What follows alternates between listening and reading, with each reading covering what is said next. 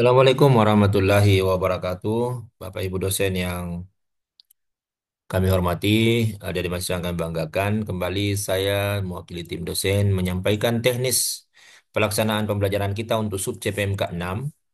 Ini pertemuan ke 10 dan 11. Dua kali pertemuan, dua kan dilaksanakan. Satu kali kuliah interaktif dan satu kali presentasi. Iya, sub CPMK-nya masih mampu menganalisis Pancasila sebagai paradigma pembangunan. Nah, ada tugas kelompok nanti sebentar di pekan ke-11, di pekan ke-10 ada video. Nanti dosen bisa mengupload link videonya. Mahasiswa silahkan untuk membuat ya, summary intisari video ya. Kemudian poinnya ini 10. Ya, di sini ada ruang untuk dosen memberi penilaian mengenai ketepatan ide dan kejelasan uraian. Tuh, ada 3 poin untuk kuliah interaktif dan ada 4 poin untuk diskusi kelompok, totalnya 7 poin.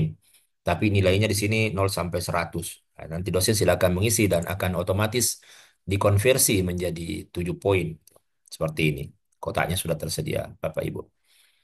Iya. Eh, Kalau tidak tersedia kotaknya harus tercentang ini, penilaian cepat. Harus tercentang penilaian cepat. Oke, kita lihat di apa namanya di folder ini. Di folder ini ada PDF-nya bisa dilihat. Ini PDF pekan ke-10. Jadi semua sudah dilengkapi oleh tim, tinggal bagaimana konsisten dijalankan tuh. Persoalan pendalaman dan keluasan materinya itu ke dosen masing-masing. Tapi sekali lagi posisi dosen sebagai fasilitator, bukan pengajar. Karena kalau pengajar waktu habis untuk menjelaskan, tidak memfasilitasi mahasiswa belajar. Nah, ini Pancasila sebagai apa namanya paradigma pembangunan. Nah, ini ada sekali lagi KM-nya, ada KPT-nya. Nih, buat tugas individu tidak diupload summary-nya. Jadikan saya sebagai pedoman untuk menjelaskan. Bisa saya dosen minta untuk dikumpulkan di kelas. Silahkan saja. Nah, ini untuk anggota kelompok 1 bicara mengenai landasan ideal dan landasan konstitusional. Kemudian kelompok 2 bicara mengenai landasan visional pembangunan. Kelompok 3 bicara mengenai landasan konsepsional. Kemudian kelompok 4 bicara esensi dan urgensi Pancasila sebagai dasar nilai pengembangan ilmu. Kemudian kelompok 5 bicara dinamika dan tantangan Pancasila sebagai dasar pengembangan ilmu. Ya, ada kapitalisme, globalisasi, konsumerisme, pragmatisme, itu semua adalah tantangan-tantangan pengembangan ilmu. Tuh. Untuk mahasiswa asing ya, bagaimana pengembangan iptek di negara masing-masing. Nanti pada saat ketemu di kelas, pekan ke kegiatan belajar terbimbing ini nanti akan diperbaiki. Ini pekan ke, kami memang dulu ada di pekan ke-14, tapi sekarang sudah berubah ke pekan eh, ke-10. Ya, pekan ke-10 untuk kemudian eh, kuliah interaktifnya. Nah, setelah kemudian ketemu di kelas, maka ada 3 babak lagi.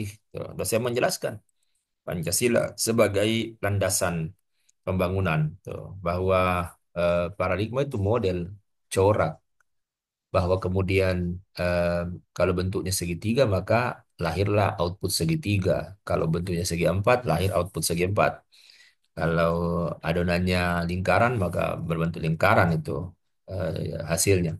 Artinya paradigma pembangunan itu tentu akan ada asas di situ dan seterusnya ya, yang mana itulah yang kemudian menjadi pedoman di dalam pembangunan. Tuh.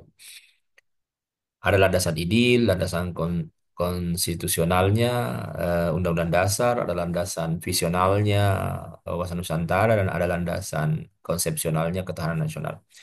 Nanti dilihat tuh lebih lanjut.